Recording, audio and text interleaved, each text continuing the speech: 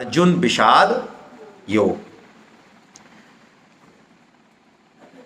भगवत गीता के जो अध्याय है ना, ये इतनी विलक्षण है। ये सारा विश्व इसको ऐसे ही नमस्कार नहीं कर रहा है।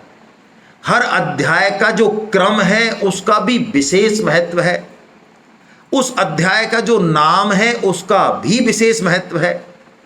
यहां तक कि अर्जुन ने जो कृष्ण को संबोधन दिए और कृष्ण ने जो अर्जुन को संबोधन दिए, उनका भी बहुत विशेष महत्व है। संतों की कृपा से, परम सिद्धे स्वामी जी महाराज की कृपा से हम उस पर कुछ पे दृष्टिपात कर पाते, हमें नहीं दिखता। उनकी कृपा से हम दृष्टिपात कर पाएंगे। और जितना उन्होंने बताया हमारे लिए बहुत है भाई। ज्यादा के चक्कर में नहीं पड़े।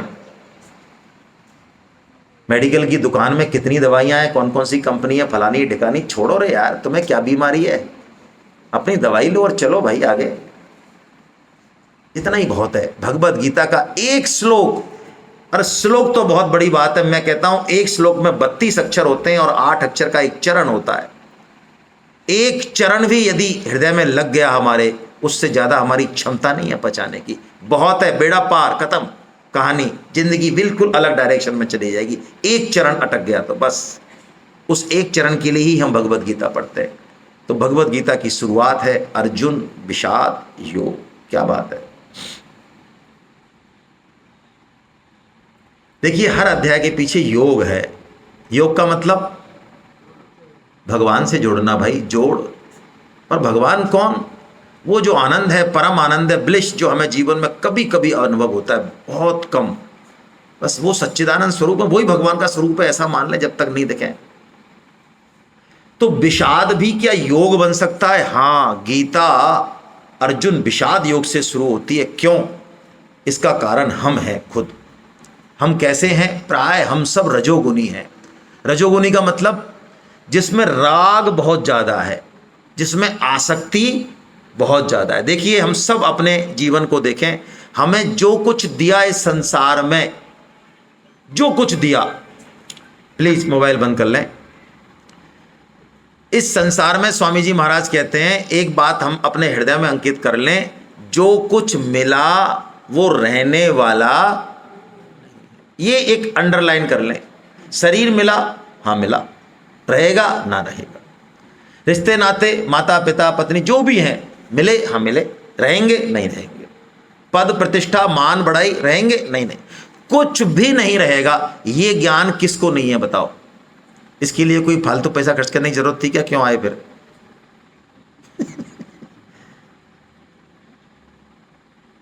भाई देखो, हम तीये की बैठक का समाचार पढ़ते ही नहीं पढ़ते हैं अखबारों में? डेली पढ़ते हैं। अच्छा, उसमें कोई ऐसा थोड़ी है कि साहब जयपुरी जयपुर के छपते हो, अहमदाबाद के आदमी नहीं मरते हो, ऐसा है? अच्छा, उसमें कोई पर्टिकुलर जाति की समाचार छपते हो साहब कि देखो ये गुप्ता जी और जो है ये बाकी जो है चोपड़ा जी जा रहे हैं, ये शर्मा जी तो जाते ही नहीं, ऐसा है क्या उसमें? अच्छा, उसमें कोई पर्टिकुलर आयु वर्ग है साहब, देखो 60 के बाद की समाचार छपते हैं, इसमें 25 साल के हैं, अभी कुछ नहीं होने वाला, ऐसा है? अरे अड़ोसी पड़ोसी सब, छोटा बड़ा सब, जात कोई मृत्यु कोई भेद नहीं करती। और हम रोज पढ़ रहे हैं, शर्मा जी गए, गुप्ता जी गए, चोपड़ा जी गए, अधर से गए, उधर से गए, इस उम्र के गए, 80 के गए, 10 के गए, 5 के गए, संडे गए, मंडे गए। लेकिन सब कुछ पढ़ते हुए भी एक मदहोशी, एक विश्वास अंदर बना हुआ है कि यार गए होंगे शर्मा जी, लेकिन हम अभी जाने वाले। अच्छा, आपकी उम्र क्या है भाई साहब? उम्र कुछ भी हो भाई साहब, उम्र कुछ भी हो, 80 हो, 90 हो, 100 हो, 10 हो, कोई फर्क नहीं पड़ता। नहीं भाई साहब, ये नहीं, वो ठीक है, बीमारी है, डॉक्टर नहीं, अभी ऐसे आज ऐसे इतनी जल्दी हम जाने वाले। बाकायदा पहले मौत आएगी, परमिशन मांगेगी, अपॉइंटमेंट देगी। हमसे तो वैसे ही लोग अपॉइंटमेंट लेके मिलते हैं। हाँ, पॉजिटिव सोच है, इससे बड़ा भला होगा आपका। देखिए, ये मौत का जो डर है ना शास्त्रों में, ये डराने के लिए नहीं है, ये पॉजिटिव सोच बनाने के लिए ही है। यदि मौत का डर हो तो आप देखेंगे आपकी जो कुप्रवृत्ति है उन पर लगाम लग जाती है। आपकी सात्विक वृत्ति हो जाती है और उस समय का आप बेस्ट से बेस्ट सदुपयोग करते हैं। इसलिए शास्त्र का जो मंतव्य है मौत के खाका खींचने के पीछे, वो यही है कि हमारी ये रजो और एक कुमार्ग पर जाने वाली प्रवृत्तियों पर लगाम लग जाए। इसलिए कहा कि दो बातन को भूल मत, जो चाहे कल्याण, नारायण एक मौत को और दूजे श्री भगवान। बस ये दो है तो खेलो कबड्डी, फिर कोई टेंशन नहीं है। तो विषाद गीता के अनुसार प्रसाद बन जाता है। देखिए जीवन में दुख किसके नहीं है और दुख क्यों आता है पता है, इसका एक सिस्टम बताएगी गीता आगे चल के। लेकिन दुख में हम दुखी हो जाते हैं, ये दुख का सदुपयोग नहीं है भाई। रोना पीटना ना ना ना ना, यही तो कह रहे हैं भगवान अर्जुन को। हम कहते हैं रोए भी नहीं, क्या हाँ रो दिखाने के लिए रो, अंदर से रो, अंदर से नहीं रोना है कुछ भी, अंदर से उसका सदुपयोग करना है। विषाद श्री कृष्ण के संग होने से अर्जुन का विषाद प्रसाद बन जाता है। और हम भी आप देख लें जीवन में, यदि हमने कुछ सीखा हो, आप याद करें पूरा जीवन, जाएं फ्लैशबैक में 70, 80, 50 साल, जीवन में जो प्रतिकूल परिस्थितियां आई होंगी ना हमारे में, उसने हमको सबसे ज्यादा सिखाया होगा। मैं तो ये चैलेंज करता हूं, बड़े से बड़ा IIM का इंस्टीट्यूट वो नहीं सिखा सकता जो हमको जीवन में प्रतिकूल परिस्थिति सिखाती है। और आप देख लें जो भी बड़े बने समाज में, जो भी आज हैं कहीं, उन्होंने किसने बड़ा बनाया उनको भाई? इन प्रतिकूल परिस्थितियों ने बनाया। जब तक इनकी रगड़ नहीं लगेगी ना, जीवन में उत्कर्ष नहीं होगा। सह धूप घाम पानी पत्थर, पांडव आए कुछ और निकर, पीसा जाता जब इक्षुदंड, झरती रस की धारा अखंड, जब फूल पिरोए जाते हैं हम उनको गले लगाते हैं। ये जो हम बच्चों को सुख सुख सुख सुख, ये माताएं ज्यादा इनमें विशेष, मैं कह रहा हूं हत्या करते हैं बच्चों की। मैं स्पष्ट शब्दों में कह रहा हूं, ये हत्या के बराबर है। पहले के क्या मूर्ख होते थे क्या बिना पढ़े लिखे लोग, जो सुविधाएं कम और ड्यूटी पूरी कराते थे। वो एक पीरियड था जिसमें से निकल के, यदि आप निकल गए उस संघर्ष से, उस प्रतिकूल परिस्थिति से, तो जीवन चमक उठेगा पूरा, फिर कोई खतरा नहीं है। लेकिन आज बड़ी विडंबना है। किनकी विडंबना? हमारे जैसे इंटेलिजेंटों की, पढ़े लिखों की। पैसा जिनके पास है, पद जिनके पास है, ब्रांडेड चीजें जिनके पास ला रहे हैं बच्चों की, अपने माँ बाप के लिए 50 की लिस्ट है उनके पास कि हमारे माँ बाप ने हमको ये काम जरा ठीक से नहीं किए। पता नहीं था उन लोगों को, बेचारों को। अब हम अपने बच्चों के साथ बिल्कुल बढ़िया से बढ़िया चीज करेंगे, एक से एक ड्रेस, एक से एक सुविधाएं देंगे हम टॉप की। वो तो 7-8 थे, हम तो एक ही हैं, 2 ही बच्चे हैं हमारे पास। मैं आपको बहुत खुले शब्दों में कह रहा हूं, जरा रुकिए, जरा इंतजार कीजिए, जवाब मिलेगा आपको। बेटा गिना रहा था मुझे अपने परवरिश की खामियां, बेटा गिना रहा था मुझे अपने परवरिश की खामियां, मुझे अपने वालिद की वे गुनाही याद आ गई। बिल्कुल गलत फहमी मत रहिए कि आप वर्ल्ड क्लास 5 स्टार फैसिलिटी देने के बाद वो कमी नहीं गिनाएगा। ना ना ना ना ना, बहुत बड़ी गलत फहमी है। फिर तो समय चक्र है, ये सिस्टम है। ये जीवन का विषाद, जीवन की प्रतिकूल परिस्थिति का कैसे सदुपयोग किया जाए, ये गीता हमको बताने वाली है। और वो कैसे आती है प्रतिकूल परिस्थिति, उसका कारण क्या है, गीता की यात्रा क्या है, कैसे गीता कहाँ ले जाएगी, कहाँ से स्टार्ट कर रही है, ये गीता पहले श्लोक में स्पष्ट करती है। आइए हम पढ़ते हैं पहला श्लोक। आप सब मेरे साथ वाचन करें। पहला श्लोक धृतराष्ट्र जी ने बोला है। धृतराष्ट्रवाच, धर्म क्षेत्रे कुरुक्षेत्रे समवेतायुयुत्सवः, मामका पांडवाश्चैव किम कुर्वत संजय। देखिए क्या है गीता, धर्म क्षेत्रे कुरुक्षेत्रे। ये जीवन कुरुक्षेत्र से कम है क्या भाई? है, हम कितने ही बड़े हों भले ही, लेकिन कुरुक्षेत्र सबको है। अरे माता बहनें देखिए, मल्टीटास्किंग भगवान ने उनको एक वैरायटी दी है। टिफिन अलग तैयार कर रही हैं, पानी अलग है, पहुंचे वाली भाई को अलग संभालना है, उसको करना है। 50 काम वो दिन में करती।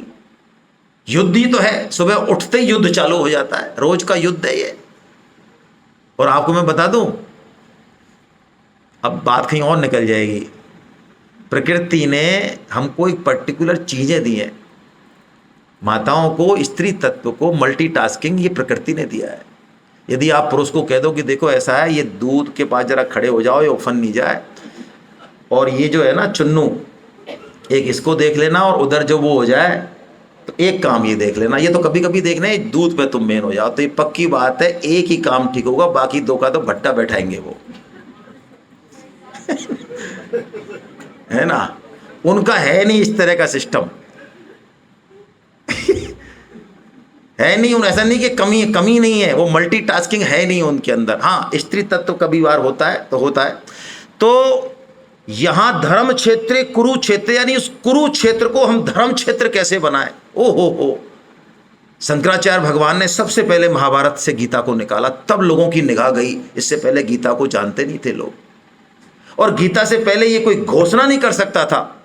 ये भगवान श्री कृष्ण का परम वचन है। पहले होता था कि मोक्ष यदि मिलना है तो भैया जंगल जाना पड़ेगा, गेरुआ वस्त्र धारण करने पड़ेंगे, और ये तो देखो साहब हमारे हाथ पैर इंद्रियां सब जब चली जाएंगी ना, राम राम करेंगी, तब हम देखेंगे कुछ करना होगा तब। अरे तब क्या करोगे। गीता पहली बार ये घोषणा करती है कि हम जहां हैं, जैसे हैं और जो कर रहे हैं, वहीं से उस परम टारगेट को हिट कर सकते हैं। क्या बात है, ये गीता कहती है। कुछ भी बदलने की जरूरत नहीं है, देश भेष कुछ बदलने की जरूरत नहीं है। जो बदलाव करना है वो कुछ और है। तो गीता का मंतव्य क्या है, कुरुक्षेत्र को धर्म क्षेत्र बनाना है। इसके लिए गीता बताती है धर्म ममा, पहला शब्द है धर्म, और अंतिम शब्द गीता का देखिए 18.78 का लास्ट श्लोक का लास्ट शब्द वह मम है। मम यानी मेरा कर्तव्य क्या है, मेरा धर्म क्या है। धर्म का मतलब गीता में बड़ी बड़ी बातें नहीं है, गीता अनुभव कराती है, पढ़ाई नहीं कराती। मेरा कर्तव्य क्या है, मैं गृहिणी हूं, मैं स्टूडेंट हूं, मैं अभी ऑफिस में हूं, मैं देश का नागरिक हूं, मैं ठेला चलाता हूं, जो भी हूं मैं, अभी स्त्री पुरुष पिता पुत्र जो भी हूं, वहां मेरी ड्यूटी क्या है, ये गीता बताती है। ये गीता का कोर सब्जेक्ट है। तो धृतराष्ट्र प्रश्न कर रहे हैं किससे, संजय से। ये तो सब पता है आपको, इसलिए मैं छुपा रहा हूं इसको। तो देखिए, मन की बात वाणी में प्रकट हो जाती है। कोई हमसे कितना ही मीठा बोल ले, लेकिन अंदर से उसके हृदय में यदि द्वेष है हमारे प्रति, तो वो पता चल जाता है। और यदि कोई हमें विशेष प्रेम करता है, वो हमको थोड़ा बहुत डांट फटकार भी रहा है, तो भी हमें ज़्यादा परवाह नहीं लगती। धृतराष्ट्र के मन में कौरवों और पांडवों के बीच में भेद है, द्वेष है। कब है द्वेष, कब है, जब पांडव उनको मोर देन फादर मानते हैं। आप महाभारत पढ़िए, कई लोग कहते हैं युधिष्ठिर ने दोबारा जुआ क्यों खेला, द्रौपदी की हालत क्यों हुई है। विषय भटक जाएगा, आप महाभारत पढ़िए, जरा पूर्वा पर देखिए। शास्त्रों में जो आज ये ऊटपटांग बातें आती हैं व्हाट्सएप पे, वो भेजने वालों को भी नहीं पता। मैं आपको चरणों में निवेदन करूं, किसी भी चीज़ में यदि शंका हो तो उसका पहले का रेफरेंस पढ़िए, किस रेफरेंस में कही जा रही है, और बात का देखिए, एक समग्र दृष्टि से उस शास्त्र को देखिए, उस वक्ता की बात को देखिए, तो आपको पता चलेगा क्या कारण है। युधिष्ठिर ने कभी भी अपने जीवन में धृतराष्ट्र की आज्ञा का उल्लंघन नहीं किया। दुर्योधन करता है, रोज करता है, युधिष्ठिर ने नहीं किया। उस युधिष्ठिर और पांडवों को भी क्या कह रहे हैं वो, फर्क देखिए, हृदय में जो भेद है, जो द्वेष है, वो प्रकट हो रहा है वाणी में। माम का पांडवाश्चैव किम कुर्वत संजय। माम का, मेरे मेरे मेरे। अच्छा, महाभारत का युद्ध की जड़ जो है वो कौन है भाई, दुर्योधन है या धृतराष्ट्र है? धृतराष्ट्र है, दुर्योधन नहीं है। दुर्योधन तो उस जड़ का एक फल है मात्र, और ये जड़, ये धृतराष्ट्र। देखिए, गीता के श्लोकों को जब हम समझें तो मेरा आपसे निवेदन है कि उस धृतराष्ट्र को नहीं देखें जो वहां बैठा है कुरुक्षेत्र में। उस धृतराष्ट्र को तो हमको समझ में आएगा कितना बेवकूफ टाइप का इंसान है यार, ये कैसा आदमी है यार। गीता की सारी बातों को हमको पड़ोसी के ऊपर नहीं घटाना है, फिर तो बुद्धि एकदम से बड़ी। अरे यार बिल्कुल बिल्कुल, देखो ये देखो कैसे आदमी है यार ये। कौन से धृतराष्ट्र को देखना है? ये जो धृतराष्ट्र यहां बैठा है, क्या है धृतराष्ट्र? मैं उदाहरण दे दूं, मेरे से अब मन में आ गई तो मैं दे देता हूं, मेरे से रुक ही नहीं जाती, यही समस्या है।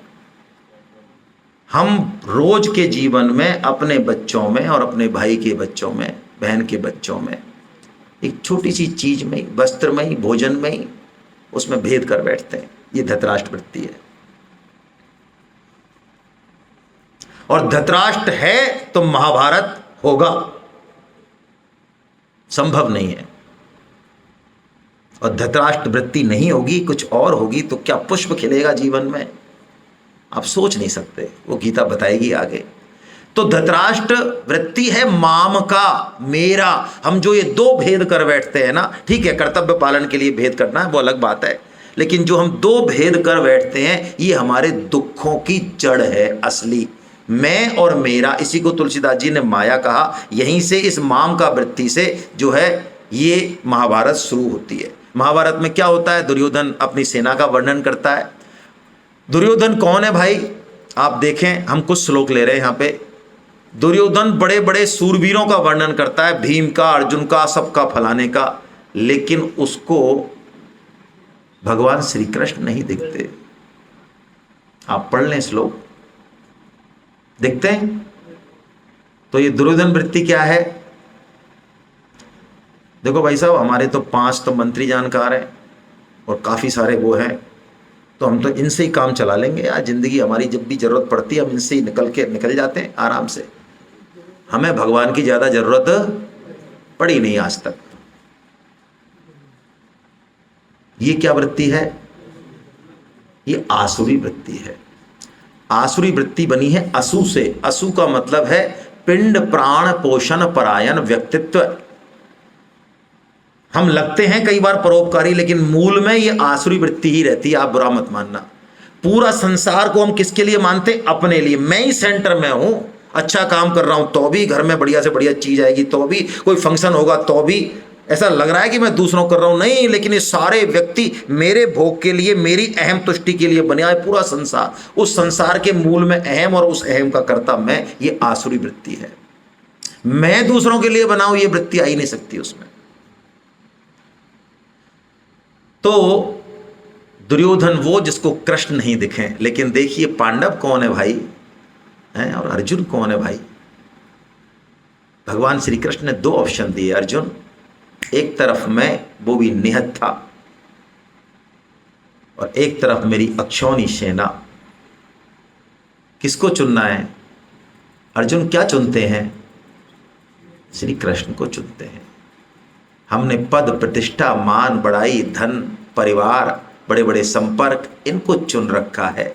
जिस दिन इनको छोड़ने का मतलब कोई धक्का नहीं दे देना इनको। गीता ऐसा छोड़ना नहीं बताती है। सब रहेंगे हमारे पास ही, लेकिन आश्रय यदि भगवान पे टिका दिया हमने, तो श्री कृष्ण तैयार बैठे हैं, इंतजार कर रहे हैं हमारा कि कोई अर्जुन ऐसा हो तो मैं उसका पार्थ सारथी बन जाऊं। मैं उसके मन बुद्धि के रथ को, फिर टेंशन नहीं करें बिल्कुल, फिर भगवान खींचेंगे रथ। उनको मजा आता है भक्तों का रथ खींचने में। लेकिन कोई हो तो सही जो इन सब का आश्रय छोड़ के एक कृष्ण का आश्रय पकड़ ले। आप महाभारत पढ़ें, इस महाभारत के युद्ध को पांडवों के द्वारा जीतना असंभव से भी ऊपर है। असंभव। मजाल है कोई द्रोणाचार्य को हरा दे? वरदान है उनके पास। जब तक शस्त्र हाथ में रहेगा भगवान शंकर भी मुकाबला नहीं कर सकते। भीष्म के पास इच्छा मृत्यु का वरदान है। एक अश्वत्थामा चिरंजीवी है। मजाल है कोई? लेकिन अर्जुन कहते हैं मुझे निहत्थे कृष्ण चाहिए, और चाहिए ही नहीं हमारी तरह ही। हमारे तो भाई साहब सब कुछ भगवान ही है। अच्छा, तो भाई साहब सेमिनार हो रही है, चलो आप वहां पे। अब भाई साहब भगवान की इच्छा होगी तो ले चलेंगे हमको, है ना? ठाकुर जी की मर्जी है। हम तो रोटी खाते हैं, जब खाते नहीं है पहले ठाकुर जी की मर्जी देखते हैं। व्हाट्सएप भी हम हाथ में लेते नहीं है, पहले पूछते हैं ठाकुर जी से, महाराज आपकी मर्जी हो तो व्हाट्सएप चला लें, नहीं तो हम तो महाराज महीना हो जाए हम नहीं चलाते।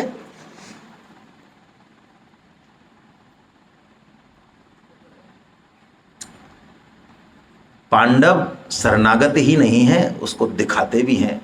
कौन है श्री कृष्ण पांडव सेना में? क्या पोस्ट है उनकी? सारथी हैं भाई। आधुनिक भाषा में कहे तो ड्राइवर हैं। और ड्राइवर को क्या सम्मान? जितना दिया जाएगा उतना देंगे। कोई नंबर 1 पे बैठा देंगे क्या उनको? ड्राइवर को ज़्यादा बोलना नहीं चाहिए, चुप, तेरे को कहें जाए ले जा गाड़ी। लेकिन पांडव सेना में सबसे पहला शंख कौन बजाते हैं? भगवान श्री कृष्ण बजाते हैं। ये हमारे जीवन में श्री कृष्ण की स्थापना, और उनके शंख का नाम क्या है? पांचजन्य। ये शंख हम कैसे बजाएं अपने जीवन में?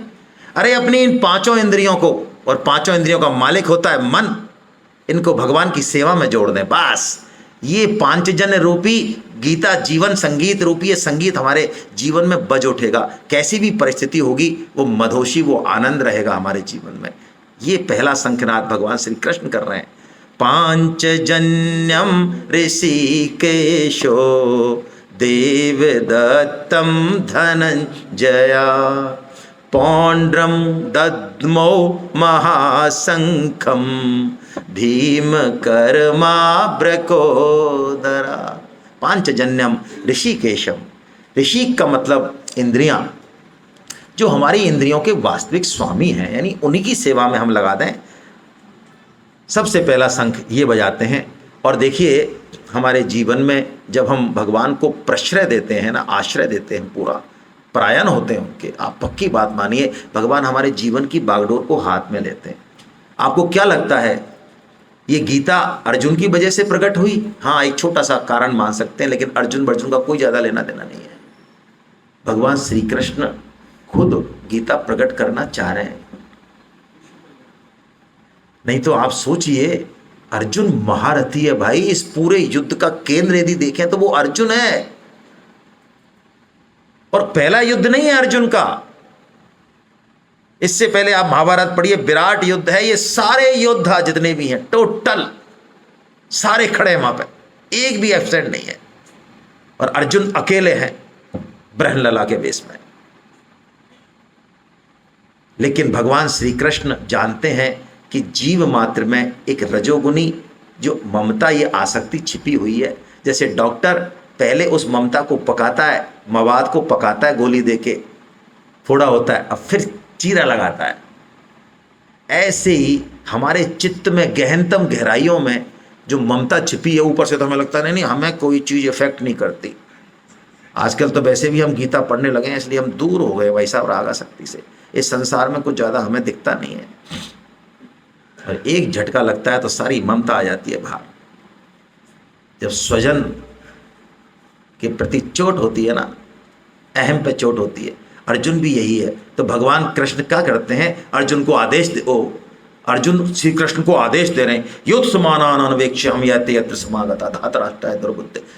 अरे भगवान श्री कृष्ण, जरा रथ को खड़ा कीजिए, जरा देखूं तो सही कौन कौन महावीर है। क्या इनको पता नहीं है कि अर्जुन सामने है?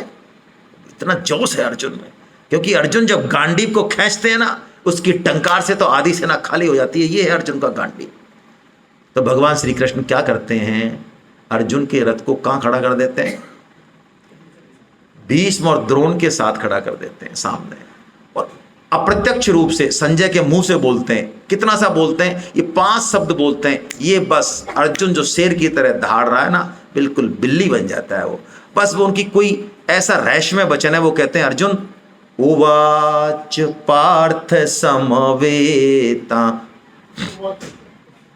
उवाच पार्थ पश्येतान समवेतान कुरुनिति। अरे देख अर्जुन, तू तेरे भाई बंदों को देख कौन कौन है।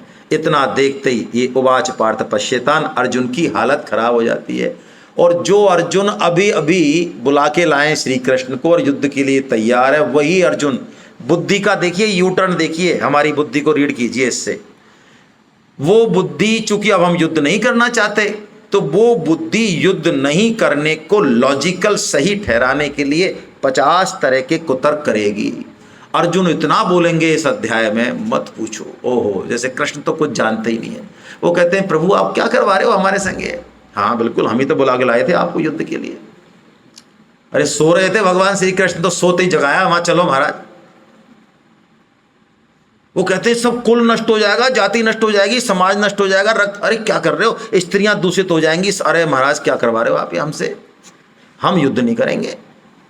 50 कुतर्क करते हुए अर्जुन जो है वो पीछे बैठ जाते हैं। पहले तो उनमें 8 लक्षण प्रकट होते हैं। अपने जयपुर शहर के डॉक्टर शिव गौतम हैं, हाँ,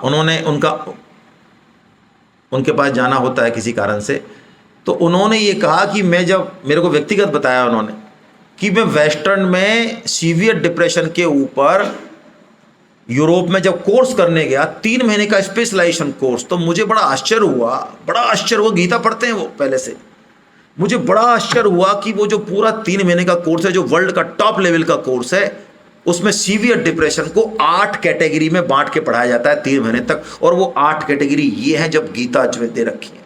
बोलो आप, सीवियर डिप्रेशन के जो सिम्टम्स हैं वो आज भी वेस्टर्न साइकेट्री में यही है 8। अब आप सोचो, दृष्टवेवम स्वजनम कृष्णम युष्म समुपस्थितम सीदंतीमम गात प्राणी, ये 8 लक्षण हम में भी आते हैं कभी कभी, और आजकल के बच्चों में तो आते हैं। साइकोलॉजिस्ट कहते हैं बच्चा आत्महत्या करता है, कोई भी आत्महत्या करता है तो वो आपको अलार्म देगा, यदि डिप्रेशन की वजह से करता है तो आपको वो अलार्म अवश्य देगा। इन 8 में से कोई ना कोई एक लक्षण उसके साथ घट रहा होगा कई दिनों से, हम उसको पकड़ नहीं पाते, यदि पकड़ के थोड़ा सा उसको नॉक कर दें तो बचा सकते हैं।